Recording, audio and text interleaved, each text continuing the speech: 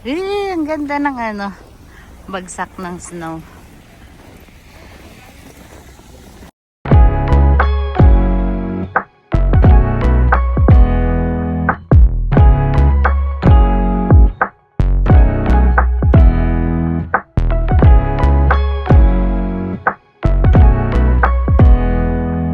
Guys, susundo kami ngayon ni Ethan, and then sobrang lakas ng snow ngayon. Tignan nyo yung sitwasyon ngayon dito sa Winnipeg, and it's 3:20 PM na. Yan. Pero kung doon sa apartment, ano na siya, yung parang zero visibility kung titignan. Pero dito naman is okay pa.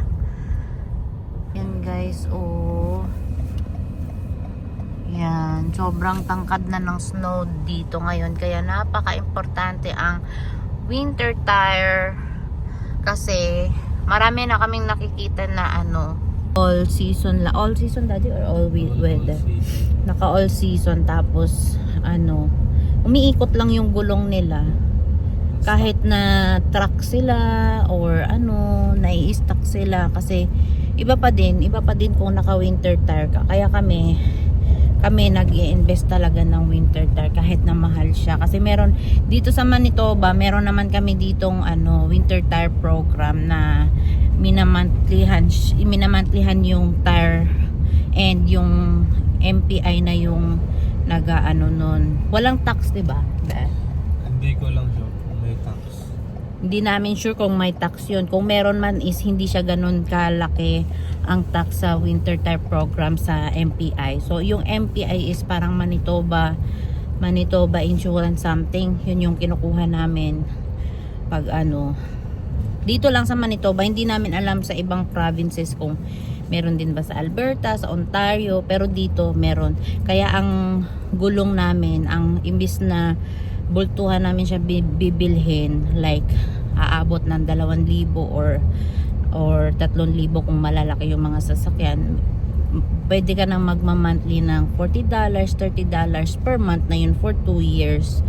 Depende na lang kung huhulog-hulugan mo siya para mapabilis yung pagtapos nung bayad mo sa mga gulong. Malapit na kami sa school ni Ethan. Naglalakad yung ibang mga bata. Tuwang-tuwa sila, no? Yan, no, tuwang-tuwa sila pag nag-i-snow. Yung mga bata. So, naglalaro. Malakas. Bata. Laro pa din sila kahit na Stop.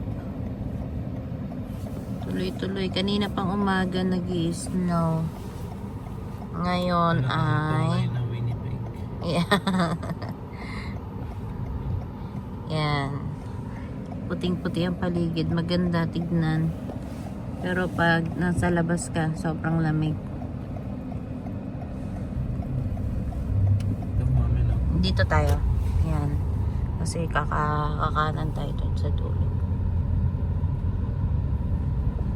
Lahat ng mga sasakyan is mabagal. Ang takbo na sa lang 30 to 40. Minsan kung okay naka winter tire ka, pwede kang mag 50 kung kaya. Depende, tansya na lang kung kakayanin ba sa sasakyan.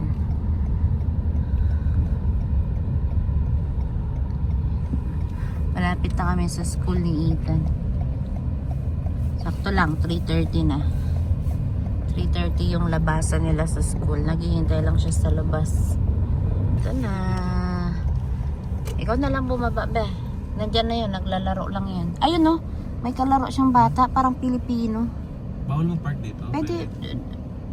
Pwede? Asan siya?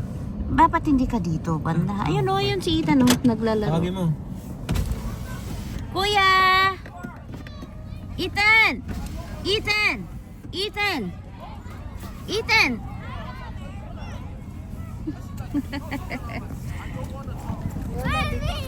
Hi! Come here. Come here. Daddy is here. Thank you. Thank you.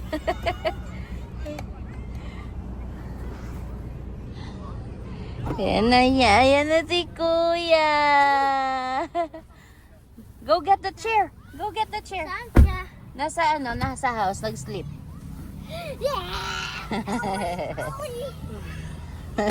Pilipino yung kalaro mo na ka. Ayun no, Pilipino na bata. Sino name niya? Sarado mo to ba?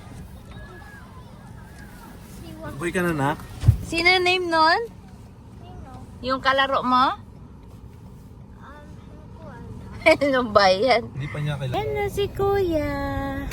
Kamusta school? Good. Okay, let's go. Let's go. Laro lang. Snowball fight. Dito na ako daan. Kanan na ako dyan. Pwede naman yun. Pwede. Ay, may school, di ba? Diretso ka na lang. Ha? Ay, ikaw. Okay lang naman din dyan. Ito na lang. Oo. Yan. Punta tayo ng ano mamaya? Winter Wonderland. Yan. Mamaya. Punta tayo mamaya. Mamaya pang nighttime, gabi. Kasi hindi natin makikita yung mga lights pag ano. Ngayon tayo pupunta. 6 PM pa ang open, anak eh. Yeah, later. Yes. Pupunta tayo. Dalhin natin si Lola Para doon. makita natin yung lights. Yeah, because it's Christmas na, 'di ba? Oo. Hmm? Can we play snow? Mamaya sa Winter Wonderland. Sa Winter Wonderland, mag-play tayo doon. Ang ganda ng puno. Para silang mga bunga na ano, hindi nalalaglag. Ganda. Oo, maligo ka? Ha? Maliligo tayo. Tapos na maligo si Mami eh. Ikaw na lang. Ay, para bango ka. Bamoy? Bamoy? Bangoy daw. Bango na talaga. Amoy mo. Amoy mo ba? May school. Amoy school. Bakit ka nagpakarga ni Daddy, ha? Certificate. Baby ka ba? Baby ka? Baby ko, baby.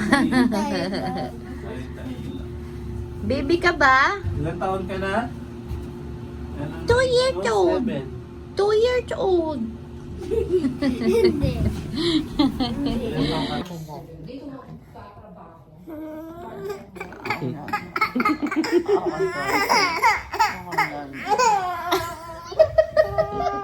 Akin naman si Daddy ah. Ay ka na lang ni Mami, dali. Akin na lang si Daddy. Ako na. Ako na. Elisha, makikita mo to ha. Makikita mo to. Lan! Akin na Daddy, akin Daddy. Akin na Daddy. Doon ka. Doon ka. Doon ka.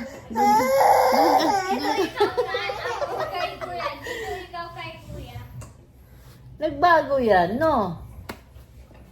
Bakit? Akin man, Daddy. Akin na. Akin na, Daddy. Ayaw niya. Ali ka na lang, Mami. Dali. Mami.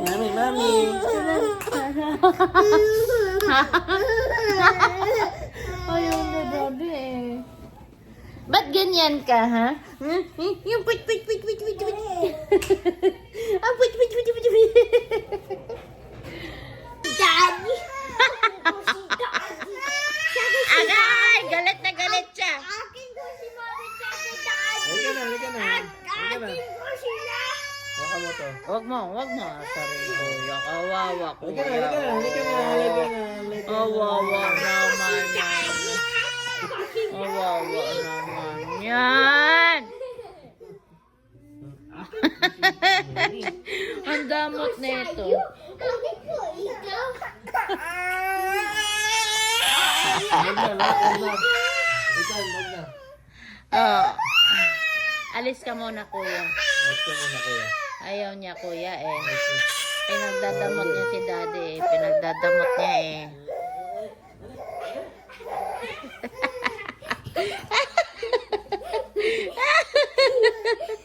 Ayun o. Sinisilip ka niya ko. Inahawakan mo ba si daddy? Ay, nako.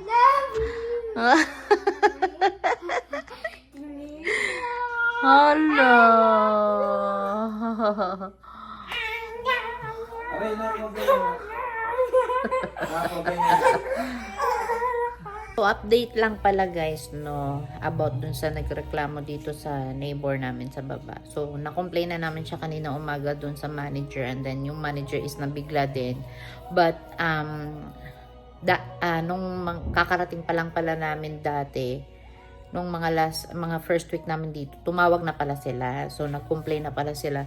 Kasi daw 11 AM, maingay daw kami. So, syempre, ang dami kong mga inaayos na gamit. Anong gusto nila? Papaliparin ko yung mga mga gamit namin. Syempre, mga karton-karton yun. Kailangan ko hatakin. Tapos, ang sabi ni Michelle yung pangalan ng namin dito. Sabi niya,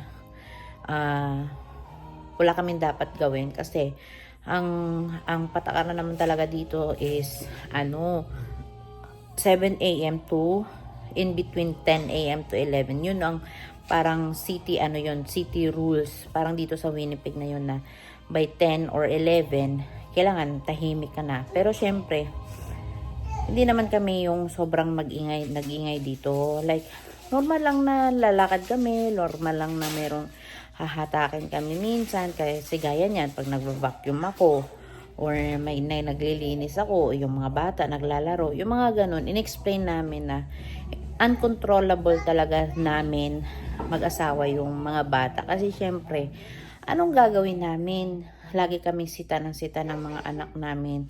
Wala na silang freedom. And then, regarding naman dito sa music namin, sabi namin is, hindi naman ganon din kalakas and hindi naman siya nakalapag sa baba ng sahig namin. So, nawiwirduhan siya din kung paano nila naririnig sa baba. So, yun, tatawagan daw niya yung tenant dito sa baba namin na yun nga, hindi na siya allowed pumunta dito para katukin kami. And sinabi ko din na if ever na magreklamo siya, tumawag na lang siya diretso sa company or kay Michelle kasi ayaw namin na umakyat na siya dito kasi nga ang lakas niya kumatok. And syempre natatakot yung mga anak namin sa kanya kasi malaking mama siya malaki siya na lolo. Tapos pa siya, yung kagabi talaga pagalit siya nung nagreklamo siya sa amin dito, which is not naman kasi nagmovie kami 6 PM yata or mga pa 6 PM na yun kasi Moana yung pinanood namin. Syempre, may mga kanta-kanta. So, mga natapos yun, mga 7 PM. So, nagreklamo siya. So, sa isip-isip namin is, hindi naman kami nag-ingay ng hanggang alas 12 ng madaling araw, alas 11 ng gabi. And even dito sa floor namin nga, hindi nga nagreklamo Kasi hindi naman din ganun talaga kalakas yung music namin. So, yeah. Bahala na si Michelle kumausap sa kanya. Kawawa naman yung mga anak ko, di mo, nanonood lang ng TV. Si kuya ko kumakain. Kawawa, di ba? Pag pagpipigilan sila, parang wala nang freedom yung mga anak namin kung ganun ang gagawin namin. So, yeah. Bahala na siya.